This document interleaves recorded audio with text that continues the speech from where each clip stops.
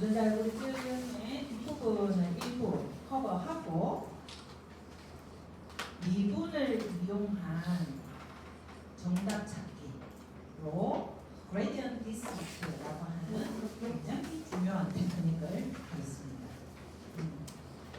이거는 앞으로 여러분들이 신경만 뉴럴 네트워크를 이해하는데 혹은 딥러닝의 이론을 이해하는데 핵심이에요. 물론 조금 더 어려운 몇 개를 좀 봐야 되지만 일단 이 그레디언트 디스트를 알지 못하고는 우리가 뉴럴 네트워크 접근이나 딥러닝 접근을 알 수가 없어요. 그래서 이 이론을 오늘 커버할 겁니다.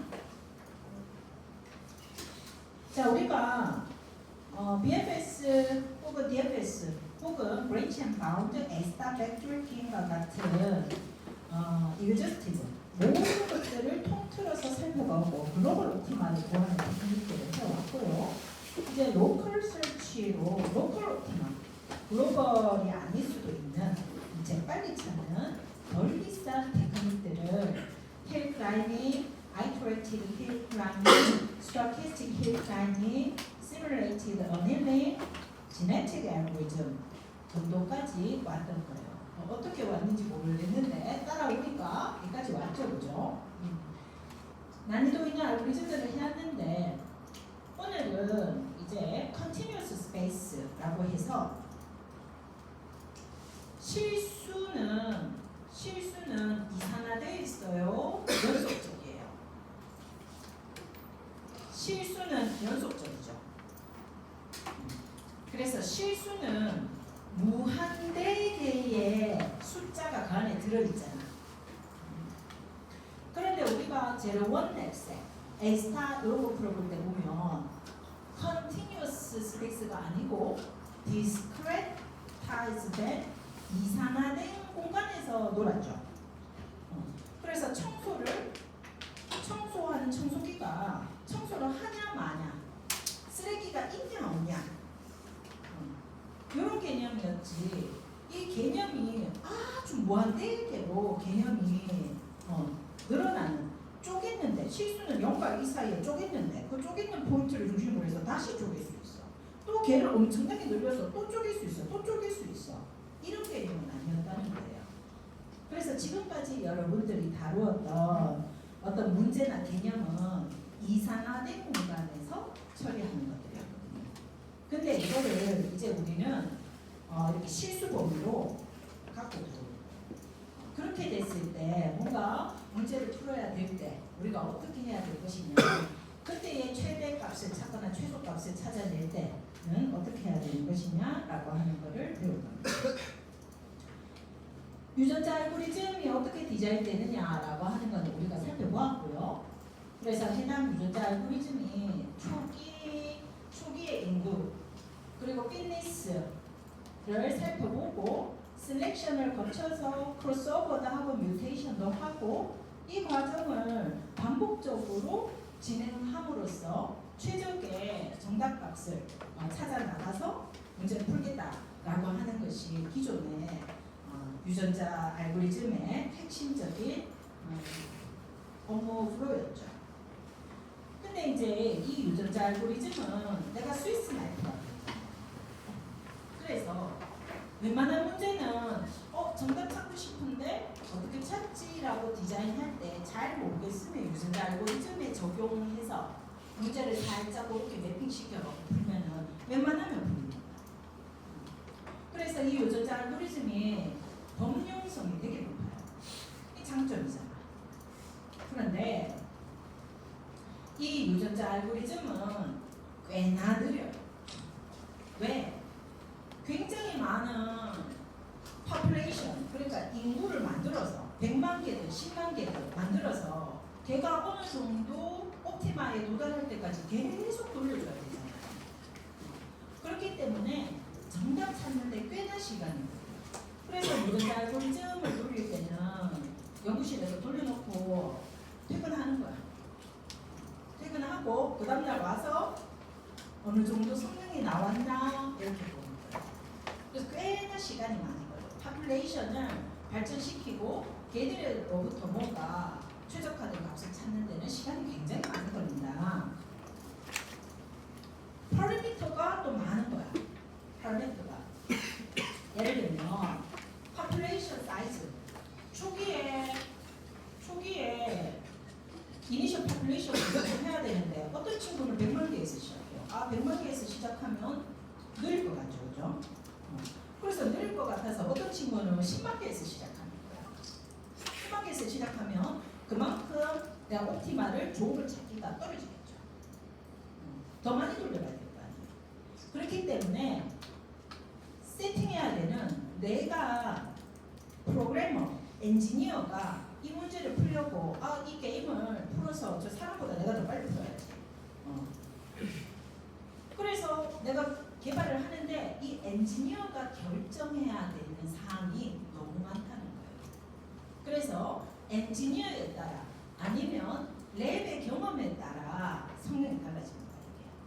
그래서 어떤 랩에서는 요 정도 길 찾기 문제 도시가 한 100개면 유전자 초기 파퓰레이션은 앞에 선배들이 한 10년 동안 다 돌려본 거야.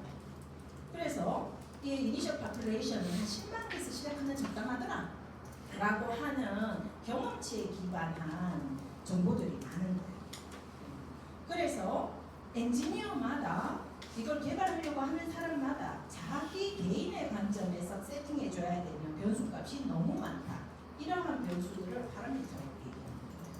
그래서 초기 파퓰레이션 인구 수는 내가 어떻게 할지 아니면 뮤테이션은 도대체 몇 비트 내가 거기서 움직일지 3비트 100개 도시에서 3개 도시를 뮤테이션 시키는 사람도 있을 거고 1개 도시를 뮤테이션 시키는 사람이 있는 거야. 그러니까 엔지니어가 디자인하기 나름인 거야. 자기 마음이야. 그리고 크로스오버 하는 방식 그리고 내가 셀렉션을 할 때 자수만 할 거냐 부모도 같이 할 거냐 중복으로 다 넣을 거냐 아니면 중복 없이 새로운 것만 다시 다 넣어서 디벨롭 시킬 거냐 이런 것들 모두 상당히 많은 파라미터를 갖고 있는 거예요. 이 알고리즘이.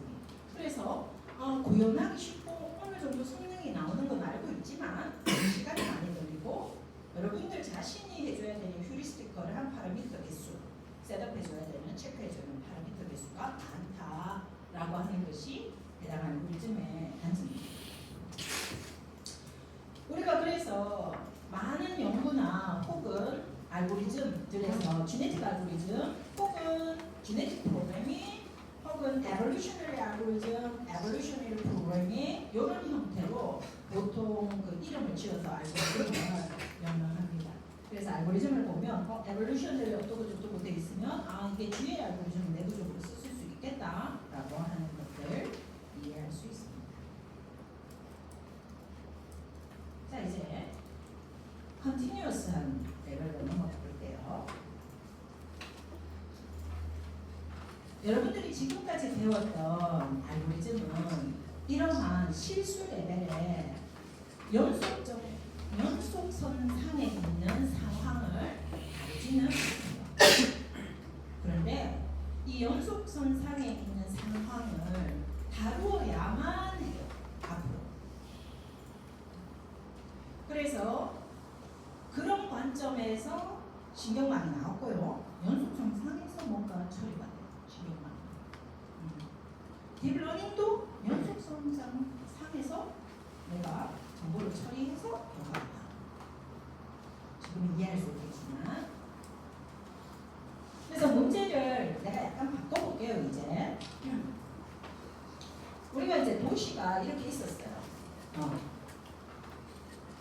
바라드에서 부카레스트까지 가는 가장 짧은 길 찾기 패드 플래닝은 했었었고요.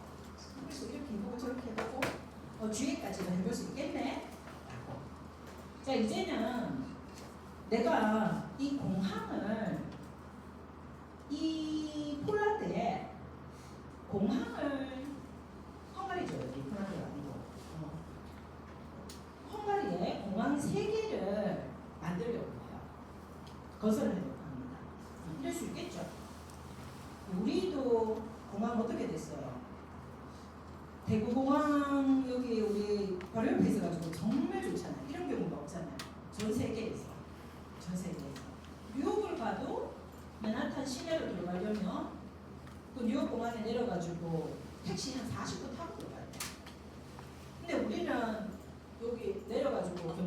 시내까지 들어오는데 한 15분이면 되잖아요.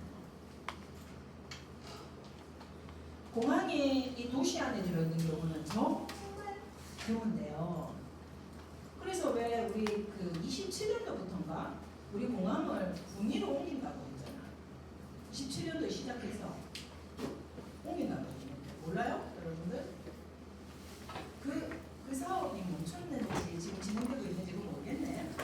그래서 여기 이제 대구 공항이 만약에 군위로 옮겨가면 우리들 차 타고 군위까지 가요. 거기서 군위까지 가는데 한 40분, 50분. 일본 가는데 서울 가는 것보다 더 빨리 갈 수 있지 않나요? 공항에서 지금 당장 가서 티켓 끊어서 오사카 들어가는데 1시간 아니면 우리 여기 되게 가까운 데가 어디라 오사카보다 더 가까운 데 있잖아. 40분 만에 가는데 가서 우동 먹고 우리 저녁에 돌아올 수 있잖아. 우동 좋아하면 그런 문제예요. 그래서 공항을 군위에 둬야 되는지 여기 경북대 옆에 둬야 되는지 그래서 우리가 공항을 건설할 거야. 3개 공항을 건설하는데 이 공항이 지금 내가 이렇게 표시를 해줬지만 이런 형태가 아니고 이 국가의 어떠한 곳에라도 얘가 포지션을 할 수 있는 거예요. 위치할 수 있는 거야. 그러면 어디쯤에 공항을 건설하면 우리나라에 있는 모든 도시에서 헝가리에서 가장 최적의 비용이 드는 그런 곳에다가 3개를 건설했다라고 우리가 말할 수 있느냐. 그러면 이제 이 공항의 위치를 결정하는 일은 이제 공간이 구별되어 있잖아요. 연속적이에요. 이 공항이 1mm 움직일 수 있죠. 이렇게. 그런데 그 원래 포지션에서 1mm 움직인 사이 포지션은 공간이 연속적이잖아요. 그래서 어떤 공간이라도 세밀하게 움직이면 0.00001만큼 움직일 수도 있는 거고 그것보다 더 적게 움직일 수도 있는 거고 그래서 이 3개 공항이 위치할 수 있는 공간은 이제 딱 여기서 여기에서 어떠한 곳이라도 연속적인 포인트, 어떤 포인트라도 된다. 그 중에 가장 좋은 것을 어떻게 찾느냐. 그러면 내가 이제 이 문제를 이렇게 풀어볼게요. 많은 거리를 찾는 방식으로 풀 수 있겠지만 나는 이제 공항 3개에 대해서 이렇게 풀어볼게요. 첫 번째 공항을 x1, y1이라고 할게. 두 번째 공항은 x2, y2라고 할게. 세 번째 공항은 x3, y3. 이거 이해되죠? 그죠? 그리고 얘들 모든 x, y 위치는 실수 r인 거예요. 연속적이잖아. 실수 r이야. x, y가 딱 정해져 있지 않아. 쓰레기 있어요. 쓰레기 없어요. 이런 범위가 아닌 거예요. 어떠한 수라도 들어갈 수 있는 연속적인 상황에서 자 그러면은 나는 가장 짧은 길을 어떻게 가장 좋은 장소를 어떻게 찾냐 하면 이 i라고 하는 녀석이 내가 찾고자 하는 녀석인데 이 i는 x1이 될 수도 있고 x2가 될 수도 있고 x3가 될 수도 있는 거예요. 공항 1, 공항 2, 공항 3 됩니다. 그리고 각 공항에서 모든 도시가 있죠. 여기 헝가리에 있는 도시 각 공항에서 모든 도시까지의 거리를 유클리디안 거리로 계산하는 거예요. 유클리드 거리는 x의 차이 제곱 y 차이 제곱 이렇게 하면 되잖아요. 그래서 이때 이 도시 시티는 내가 갖고 있는 모든 시티에 대해서 유클리드 거리를 다 더해서 더하겠다. 3개 공항.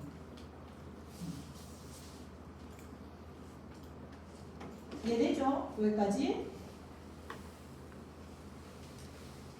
자, 그래서 여러분들이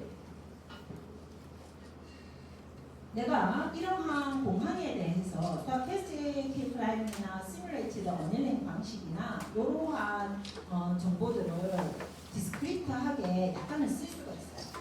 쓸 수가 있는데 자 그렇게 하지 말고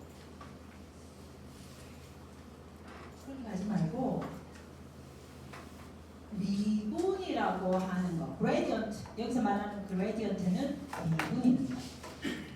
그래서 요즘 여러분들 내 공학 수학 1이나 혹은 이제 2를 들으는 학생들 공학 수학에서 제일 핵심적으로 하는 거는 변화잖아. 변화.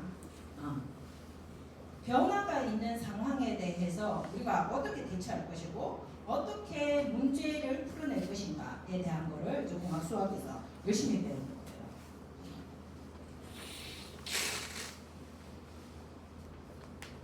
우리 학생은 매주 이 시간에는 여기 오니까 그 미분의 관점에서 변화가 없는 거네요. 변할 거네. 매주 특정 타임에 대해서는 맞나? 듣고 있어? 듣고 있어?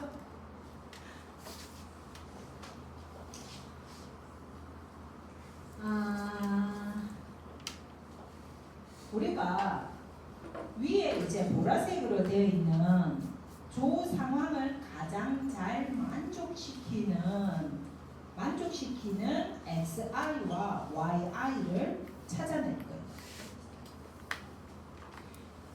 그런데 우리가 모든 도시에서 이 세 개 공항에 도달하는 거리가 맥시마이즈 돼야 될까요? 미니마이즈 돼야 될까요? 미니마이즈 돼야 되겠지. 그지? 최소 거리가 걸리는 그 세 개 공항을 찾아줘야 되겠죠. 최소 거리가